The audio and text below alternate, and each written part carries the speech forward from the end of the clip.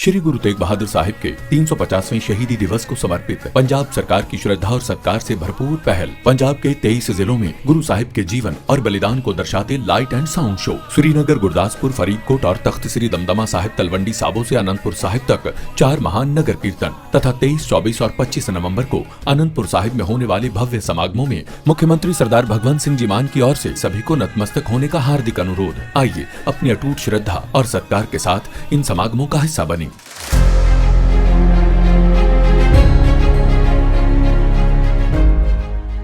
भाजपाई मैथिली ठाकुर ने जैसे ही जीता चुनाव, मोदी के मिशन दक्षिण के लिए झोंकी ताकत। कांग्रेस सांसद भी हो गए मैथिली ठाकुर के मुरीद।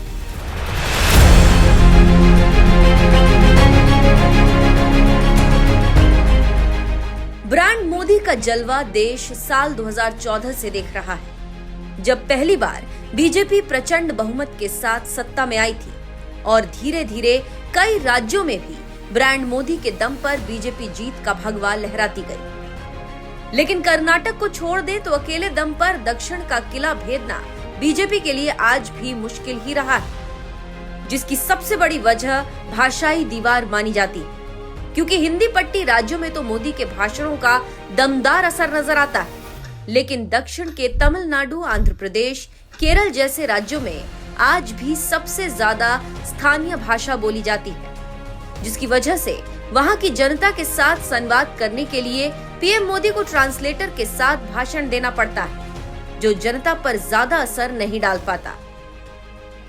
ये प्यार, ये आशीर्वाद तमिलनाडु के मेरे भाई बहन लिख के रखिए, ये मैं बेकार नहीं जाने दूंगा। आपका ये प्यार, आपका ये आशीर्वाद मैं ब्याज समेत विकास करके लौटाऊंगा, अपने आप को आपकी सेवा के लिए खपा दूंगा।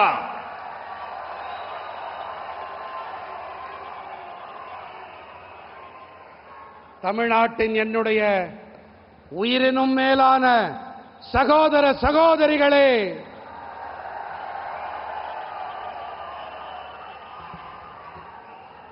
கடந்த 2 நாட்களாக நான் தமிழ்நாட்டின் பல்வேறு பகுதிகளிலே சுற்றுப்பயணத்தில் ஈடுபட்டுக் கொண்டிருக்கிறேன். உங்களுக்கு இது நன்றாக தெரியுமா? देश के बाकी हिंदी भाषी राज्यों में तो बीजेपी मोदी के दम पर जीत जाती, लेकिन तमिलनाडु जैसे राज्य में आज भी बीजेपी को जीत का इंतजार, जिसे पीएम मोदी लगता है दक्षिण की संस्कृति और धर्म के रास्ते पर चलकर खत्म करना चाहते हैं। इसीलिए अपने संसदीय क्षेत्र वाराणसी में काशी तमिल संगमम जैसे सांस्कृतिक कार्यक्रम की शुरुआत की, जिससे उत्तर भारत और दक्षिण भारत के सदियों पुराने ऐतिहासिक और सभ्यतागत संबंधों को पुनर्जीवित किया जा सके और एक दूसरे के बीच दूरी को कम किया जा सके।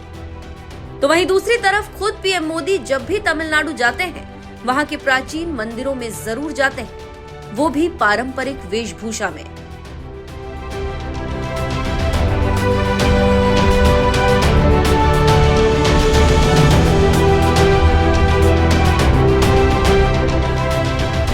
धर्म और संस्कृति के रास्ते पर चलकर पीएम मोदी तमिलनाडु को साधने में कोई कसर नहीं छोड़ रहे। तो वहीं लगता है अब उनके मिशन दक्षिण को साधने में बिहार की नई विधायक बनी मैथिली ठाकुर भी जुट गई।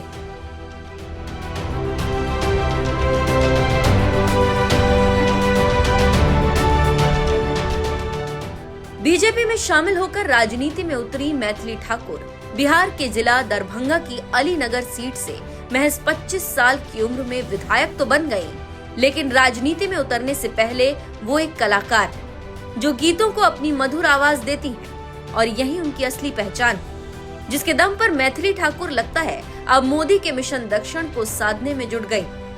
इसीलिए सोशल मीडिया पर एक वीडियो ट्वीट करते हुए उन्होंने बताया, मेरा गला अभी पूरी तरह ठीक नहीं है, लेकिन मेरे 5 साल पुराने एक तमिल कवर सॉन्ग का वीडियो सोशल मीडिया पर फिर से वायरल हो रहा है, तो मैंने सोचा कि आपके लिए कुछ पंक्तियां गा दूं। கண்ணான கண்ணே கண்ணான கண்ணே என் மீது சாயவா பொன்னான நெஞ்சை பொன்னான கையால் பூ போல நீ வாவா நான் காத்து நின்றேன் காலங்கள் தோறும் என் ஏகம் தீருமா நான் பார்த்து நின்றேன் பொன்வானம் எங்கும் என் மின்னல் தோன்றுமா தண்ணீராய் மேகம் தோறும் கண்ணீர் சேரும் கருக்கண்டாய் மாறுமா ஹராரி ராரோ ராரோ ராரோ ஹராரி ராரோ ஹராரி ராரோ ராரோ ராரோ ஹராரி ராரோ ஹராரி ராரோ ராரோ ராரோ ஹராரி ராரோ ஹராரி ராரோ ராரோ ராரோ ஹராரி ராரோ। मैथिली ठाकुर ने सिड श्रीराम के जिस तमिल गाने को आवाज दी है उसे मोहम्मद ईमान ने संगीत दिया और थमराई ने लिखा है। ये मशहूर गीत जैसे ही बीजेपी विधायक मैथिली ठाकुर ने गाया, देखते ही देखते दक्षिण भारत में वो छा गई। तमिलनाडु बीजेपी के पूर्व अध्यक्ष के अन्नामलाई ने तो उनकी तारीफ करते हुए लिखा, बहुत कम कलाकार संगीत की शक्ति को उस तरह से व्यक्त कर पाते हैं जैसे आप सीमाओं को पार कर जाती हैं मैथिली ठाकुर। आपकी तमिल भाषा बिल्कुल बेदाग है, जो आपकी ईमानदारी और हर भाषा के प्रति सम्मान को दर्शाती है। महज 25 साल की आयु में बिहार की सबसे युवा विधायक बनने और अपने निर्वाचन क्षेत्र और बिहार राज्य की जनरेशन जी की आवाज बनने पर हार्दिक बधाई। आपकी जनसेवा आपके संगीत की तरह सीमाओं से ऊपर उठती रहे और हमारे देश भर में लाखों लोगों को प्रेरित करती रहे। मैथिली ठाकुर भाजपाई विधायक और के अन्नामलाई भी बीजेपी नेता है। ऐसे में उनका मैथिली ठाकुर की तारीफ करना लाजमी।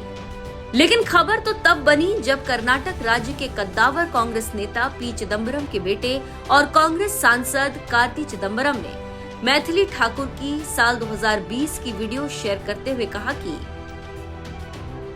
उम्मीद है कि आपकी प्रतिभा और संगीत के प्रति जुनून विधायक होने के बावजूद कम नहीं होगा। अपने पैशन को ऐसे ही बरकरार रखें। एक कांग्रेसी होने के बावजूद कार्ति चिदम्बरम ने बीजेपी विधायक मैथिली ठाकुर की तारीफ की, क्योंकि वो नेता के साथ साथ एक शानदार गायक भी हैं और उनके गाने लोगों के दिलों तक असर डालते हैं। यही वजह है कि भाजपाई के अन्नामलाई से लेकर कांग्रेसी कार्ति चिदम्बरम जैसे नेताओं ने भी उनकी तारीफ की। तो वहीं इस तमिल गाने से उन्होंने हिंदी विरोधियों को भी एक संदेश दे दिया कि जब वो बिहारी होकर तमिल गा सकती हैं, तो फिर तमिलनाडु वाले हिंदी भाषा को क्यों नहीं अपना सकते। ये संदेश इसलिए जरूरी है क्योंकि हिंदी का सबसे ज्यादा विरोध तमिलनाडु में ही होता है। जब भी मोदी सरकार हिंदी भाषा लागू करके तमिलनाडु को देश के बाकी राज्यों से जोड़ने की कोशिश करती है, तो सत्ता में बैठी स्टालिन सरकार इसके विरोध में सड़कों पर उतर जाती और आरोप लगाने लगती है कि मोदी सरकार हिंदी थोपकर तमिल भाषा को खत्म करना चाहती। जबकि उन्हें कौन समझाए कि तमिल गाना गाने के बावजूद मैथिली ठाकुर की भोजपुरी और हिंदी भाषा खत्म नहीं हुई। उन्हें तो तमिल भाषा के रूप में एक और भाषा का ज्ञान हो गया। ऐसे में क्या अब इसी तरह से तमिलनाडु के लोग भी हिंदी को प्यार से अपनाएंगे? शायद नहीं, क्योंकि वहां की स्थानीय पार्टियों ने दशकों तक हिंदी का विरोध किया और लोगों के मन में हिंदी के खिलाफ इतनी नफरत भर दी है कि बात बात पर लोग हिंदी के खिलाफ सड़कों पर उतर जाते हैं। वो विदेशी भाषा अंग्रेजी तो सीख लेंगे, लेकिन अपने भारत की भाषा हिंदी नहीं सीखेंगे। जब मोदी सरकार हिंदी भाषा को पूरे देश में संवाद का जरिया बनाने की कोशिश करती है, तो तमिलनाडु की डीएमके इसके विरोध में उतर जाती है, क्योंकि उसे कहीं न कहीं शायद ये डर सता रहा है कि बीजेपी हिंदी भाषा के जरिए तमिलनाडु में सियासी जगह बनाने की कोशिश में लगी हुई, और अगर ऐसा हो गया तो उनके सियासी साम्राज्य को गिराने में मोदी को ज्यादा समय नहीं लगेगा। वैसे आपको क्या लगता है, क्या ब्रांड मोदी के दम पर बीजेपी तमिलनाडु में अकेले दम पर सत्ता हासिल कर पाएगी? अपनी राय हमें कमेंट कर जरूर बताएं। साथ ही काशी और तमिलनाडु के बीच समानता बताते हुए पीएम मोदी ने एक कार्यक्रम में क्या कुछ कहा था, वो भी सुन लीजिए। साथियों, आप सभी को जानकारी है कि हाल ही संपन्न हुआ काशी तमिल संगमम कितना सफल रहा। इस कार्यक्रम में हमने प्राचीनता, नवीनता और विविधता को एक साथ सेलिब्रेट किया। इन आयोजनों में तमिल साहित्य के सामर्थ्य के भी दर्शन हुए हैं। काशी में तमिल संगमम के दौरान कुछ ही समय में हजारों रुपये की तमिल भाषा की पुस्तकें बिक्री हुई थी। तमिल सिखाने वाली पुस्तकों के लिए भी वहां जबरदस्त क्रेज था। हिंदी भाषी क्षेत्र में, और वो भी आज डिजिटल युग, ऑनलाइन की दुनिया, ऐसे समय काशी में हिंदी भाषी लोग तमिल किताबों को इस तरह पसंद किया जाना, हजारों रुपये की तमिल की किताबें खरीदना, ये हमारे देश के सांस्कृतिक कनेक्ट की सबसे बड़ी ताकत है। दोस्तों, मैं मानता हूं तमिल लोगों के बिना काशी वासियों का जीवन अधूरा है। और मैं काशीवासी हो गया हूं।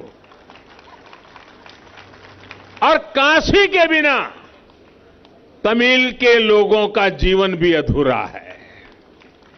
ये आत्मीयता जब कोई तमिलनाडु से काशी आता है तो सहज ही दिखाई देती है।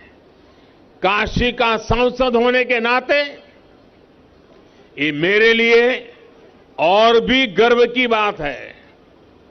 मैंने देखा है कि काशी में जो नौका चलाने वाले लोग हैं, शायद ही कोई ऐसा नौका चलाने वाला मिलेगा जिसको तमिल के 50 वाक्य बोलना ना आता हो। इतना वहां पर मेलजोल है। ये भी हम सभी का सौभाग्य है कि बनारस हिंदू यूनिवर्सिटी में सुब्रमण्यम भारती जी के नाम पर एक चेयर की स्थापना की गई है। सुब्रमण्यम भारती जी ने काफी समय काशी में बिताया था, काफी कुछ वहां से सीखा था। ये भी पहली बार हुआ है कि काशी विश्वनाथ मंदिर ट्रस्ट के ट्रस्टियों में, काशी विश्वनाथ मंदिर का ट्रस्ट बहुत पुराना है, पहली बार काशी विश्वनाथ ट्रस्ट का ट्रस्टी तमिलनाडु के एक महाशय को बना दिया गया है। ये भी प्यार है। ये सारे प्रयास एक भारत श्रेष्ठ भारत की भावना को मजबूत करने वाले हैं।